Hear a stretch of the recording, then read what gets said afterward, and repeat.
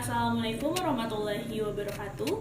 Kaifa haluka nahmin majmu'at al-baru'at sonukodin al-mada dasar-dasar bahasa Arab asmahu lian ukhadin nafsi Esti Marinda Herdi NPM 1850334 akan menyampaikan materi pertama tentang irob isim tasmiyah.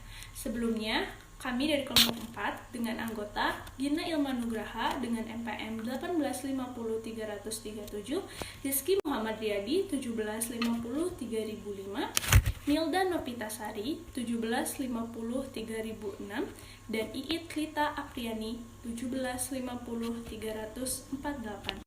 Langsung saja saya akan menyampaikan materi pertama dengan irob isim tasmiyah. Irob isim tasmiyah atau sering disebut juga dengan musana adalah setiap kata, sifat, atau benda atau yang lainnya memiliki makna dua. Seperti dalam bahasa Indonesia, kita menyebutkan dua buah buku, maka ungkapan tersebut dalam bahasa Arab menggunakan isim tasniyah. Nah, di sini ada tabel. Tabel yang pertama adalah al-ismu al-mafrud, yang kedua al-mutsana al-murafa, dan yang ketiga adalah al-mutsana al-mansub al-ma'jur. Dari tabel al-ismu al-mafrud terdapat kata kitabun, masjidun, jamilun, dan al-mutsana al-murafa ada kitaban, masjidan, jamilan. Dan dari al-mutsana al-mansub al-manjur itu katanya dirubah menjadi kitabaini, masjidaini, jamilaini. Nah, di dalam tabel di atas bahwa kita mengetahui dari al-mutsana itu terdapat dalam keadaan rafa terdapat huruf alif dan nun. Nah, dari tabel di atas kita bisa mengetahui bahwa al-mutsana al-murafa itu dalam keadaan rafa dan terdapat huruf alif dan nun. Contohnya, al-kitabaini ala muktab, artinya dua buku di atas meja. Al-kitab berposisi dengan mubtada. Setiap mubtada huruf irobnya adalah rafa atau alif karena mustana. Yang kedua adalah istaroitul kitabaini, aku membeli dua buah kitab, berposisi sebagai ma'ful bih atau objek. Hukum irob ma'ful bih harus nasab karena al-kitabaini mutsana, irob nasabnya ya. Selanjutnya yaitu al-qalamu bainal kitabaini, artinya pulpen di antara dua buah kitab.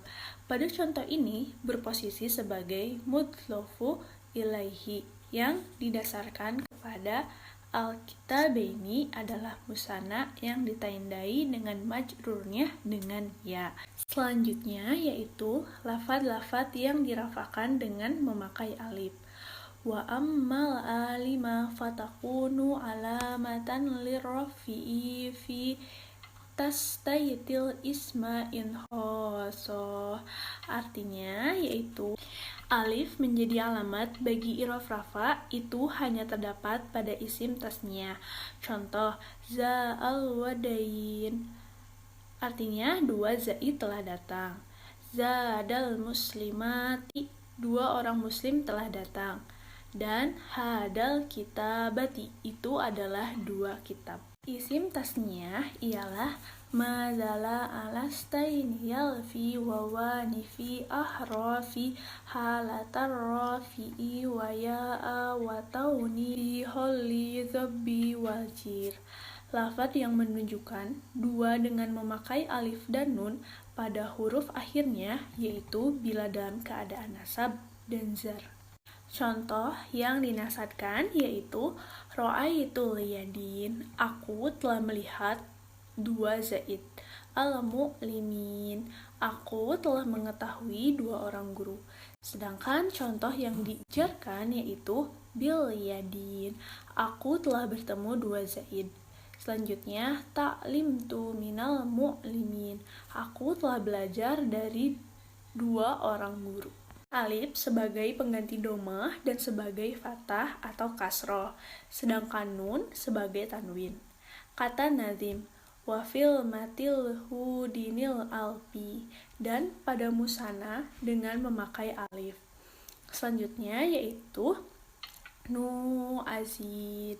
2 zaid alifnya adalah alamat kata.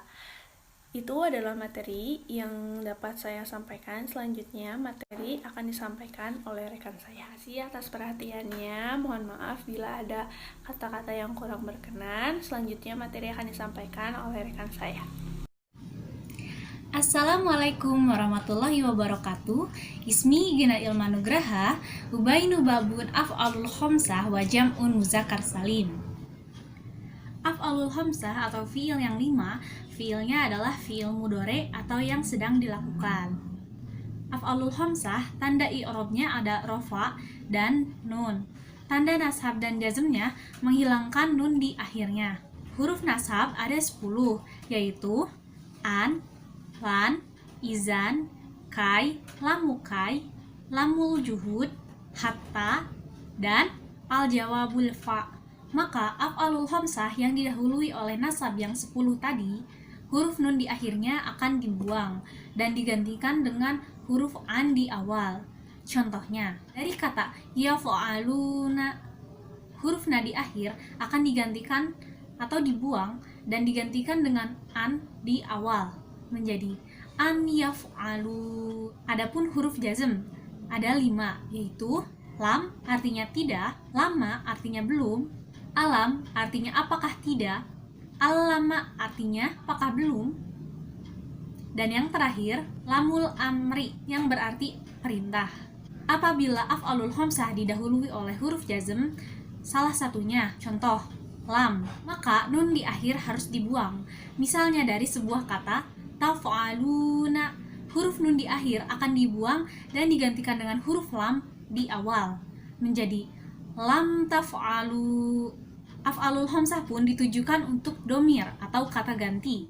Adapun domir-domir tersebut adalah huma, artinya orang ketiga 2 orang lelaki, antuma, artinya orang kedua 2 orang laki-laki, atau humma, orang ketiga 2 orang perempuan, hum, artinya orang ketiga jamak atau banyak laki-laki, antum, artinya orang kedua jamak laki-laki, dan anti, artinya orang kedua seorang perempuan. Adapun pergantian-pergantian dari berbagai domir tersebut, misalnya humma katanya menjadi yaf'alani, antumma menjadi yaf'alani, humma menjadi yaf'alani, antumma menjadi taf'alani, hum jadi yaf'aluna, antum menjadi taf'aluna, anti menjadi taf'alina.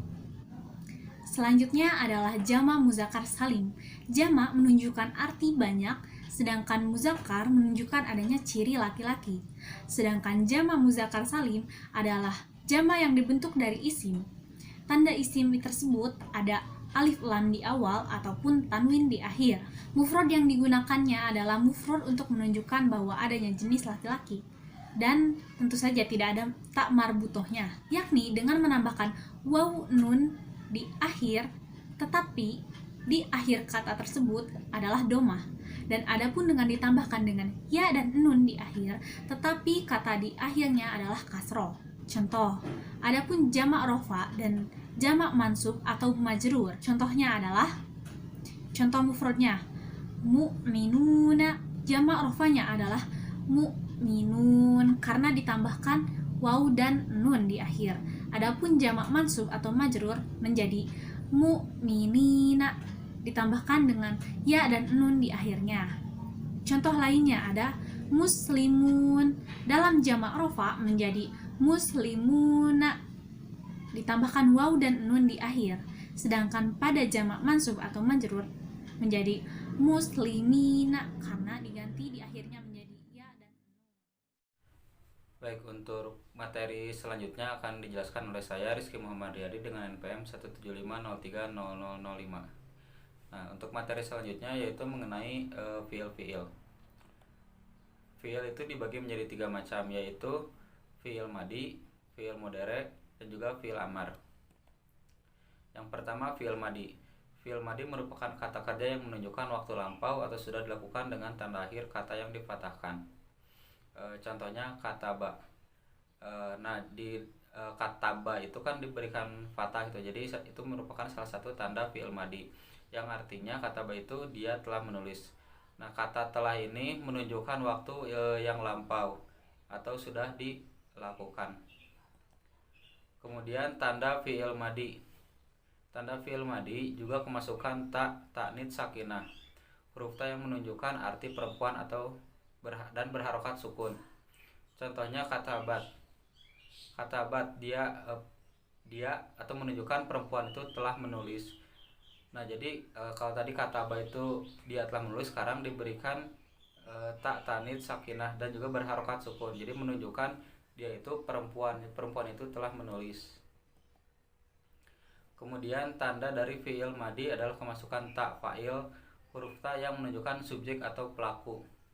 Contohnya katabtu, saya telah menulis. Jadi sebenarnya hanya diganti saja subjeknya seperti itu. Kemudian selanjutnya fi'il mudhari. Fi'il mudhari yaitu kata kerja yang menunjukkan waktu sedang atau akan dilakukan. Contohnya yaktubu, dia atau laki-laki itu sedang atau akan menulis.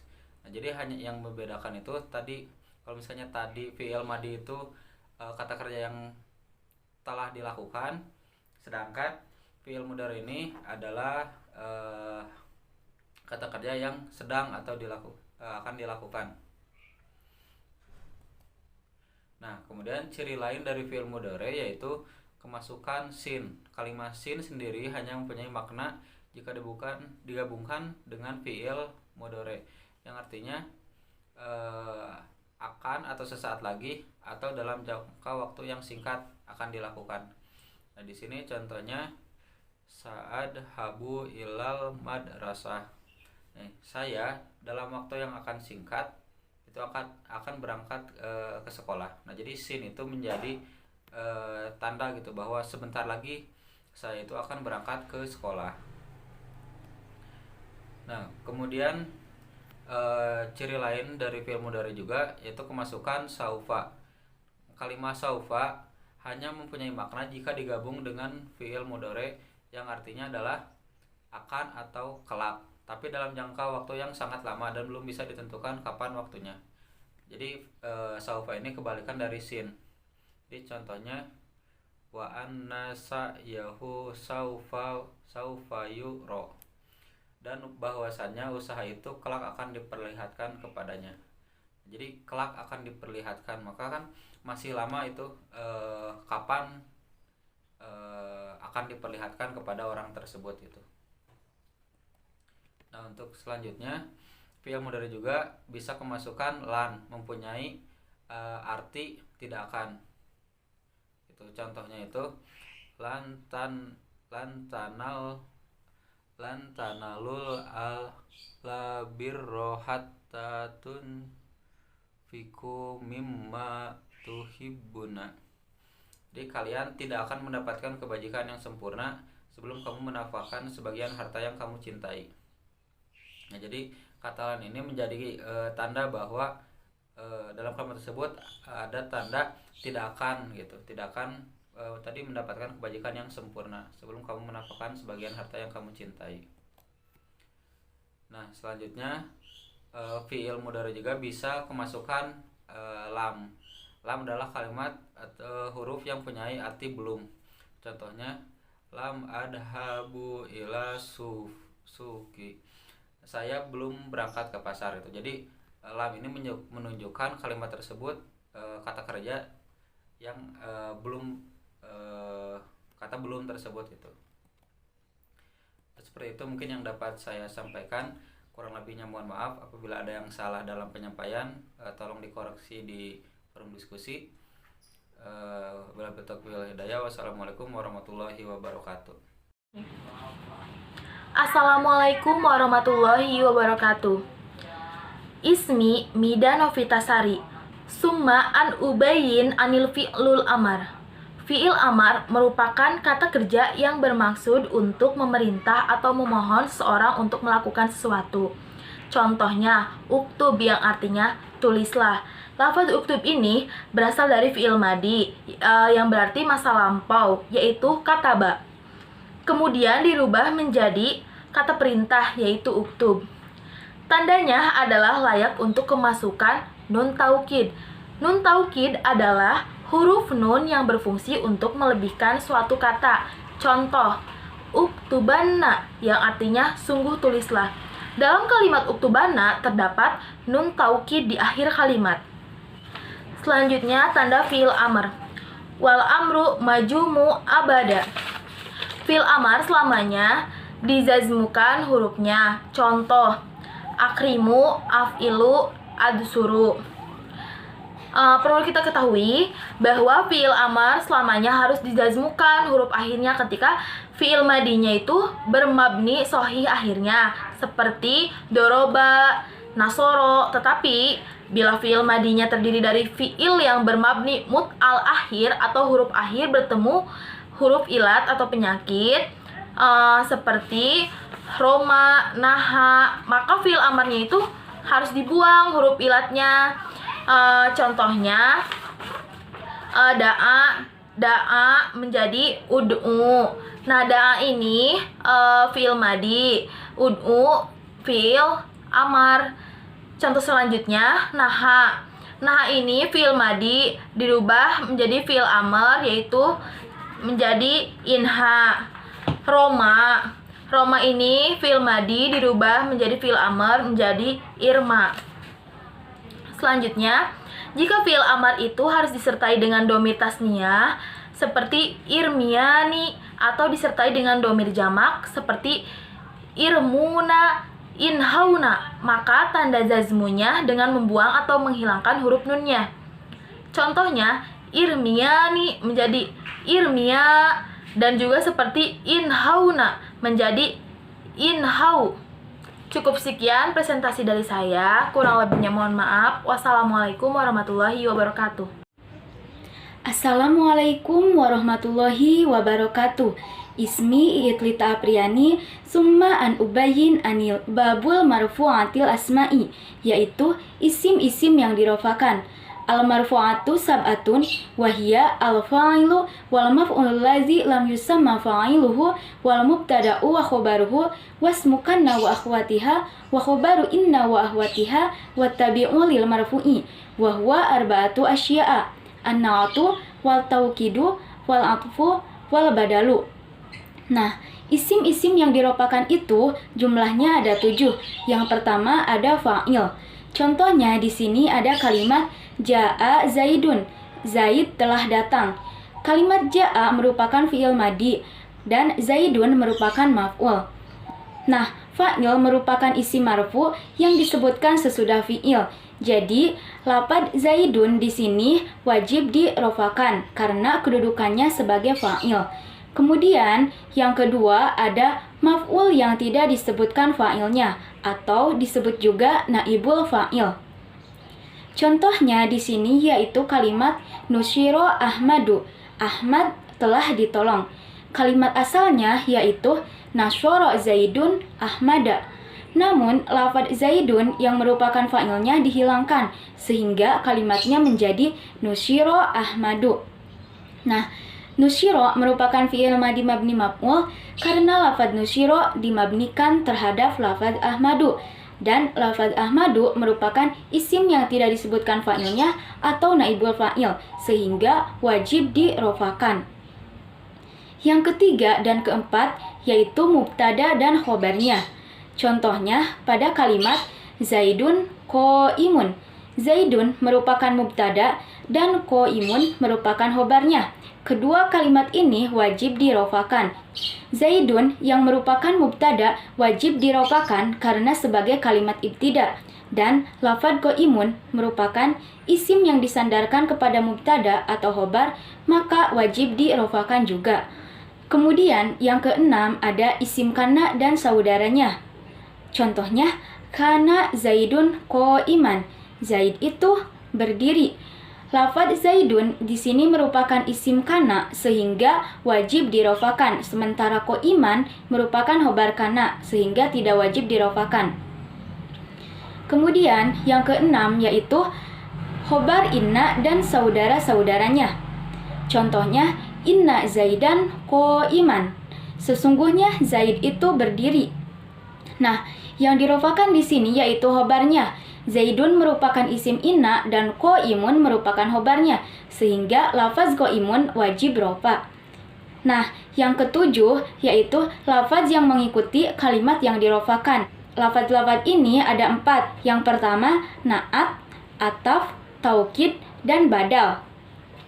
Na'at contohnya, Zaidun al-alimu qa'imun.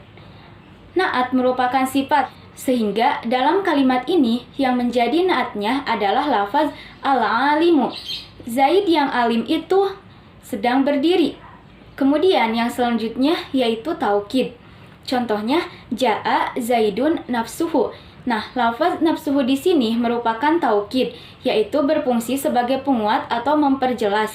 Ja'a Zaidun nafsuhu. Zaid telah datang dengan dirinya sendiri. Nah, lafaz nafsuhu di sini sebagai penguat bahwa Zaid datang sendirian. Berbeda jika kalimatnya hanya ja'a Zaidun. Kita tidak tahu apakah Zaid itu datang sendiri atau berdua. Nah, dengan adanya taukid ini diperjelas bahwa ja'a Zaidun nafsuhu. Zaid itu datang dengan dirinya sendiri atau Zaid datang sendirian. Nah, yang ketiga ada ataf. Contohnya, ja'a Zaidun wa Bakrun. Lafaz Zaidun merupakan matuf alih dan Bakrun merupakan matufnya atau yang diatafkan. Kemudian yang terakhir ada badal. Contohnya, ja'a Zaidun ahuka. Telah datang Zaid, yakni saudaranya. Nah, lafaz ahuka di sini fungsinya sebagai badal atau pengganti. Sekian presentasi dari saya. Wassalamualaikum warahmatullahi wabarakatuh.